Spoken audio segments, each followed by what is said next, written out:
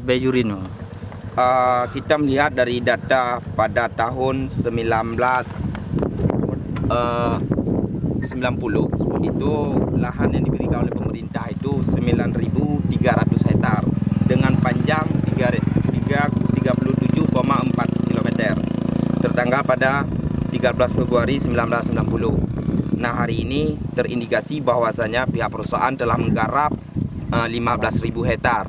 Di sini ada termasuk ladang lahan dari Padang Panjang, Cutme, Rambung, dan juga ada desa-desa lain yang di sekitaran PT Bajai Baizuri. Hari ini juga tadi juga sempat hadir pihak dari Muspika dan juga dari Damdim yang mewakili untuk pembuatan patok. Pihak masyarakat yang dua kampung yang diwakili oleh Padang Panjang dan juga Cotme dan Rambung itu tidak sepakat karena kami melihat bahwasanya minta data yang akurat dari pihak perusahaan, tapi pihak perusahaan tidak berani mengeluarkan data-data tersebut karena mereka juga kami menduga bahwasanya terindikasi bahwasanya lahan yang digarap oleh pihak perusahaan itu jelas-jelas salah melakukan ataupun salah menggunakan aturan dan juga tergarap lahan masyarakat yang ada di Padang Panjang dan juga Rambung. Kenapa permasalahan ini sampai berpuluhan tahun tidak selesai? Kami juga melihat bahwasanya permainan yang dilakukan ini sangat luar biasa. Ada keterkaitan di pihak pemerintah provinsi, pihak kabupaten. Dinasti, saya melihat ini ada sebuah dinasti yang memang agak sekarang ini terbangun, yang memang terharum di tengah-tengah masyarakat. Makanya di sini pihak perusahaan dan pemerintah kami melihat ada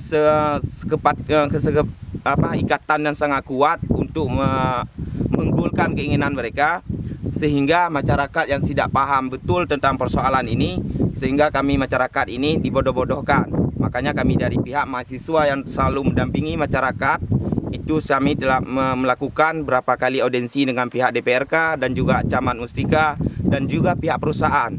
Akhirnya perusahaan tidak memberikan asumsi yang bagus, bahkan mereka tetap melakukan aktivitas.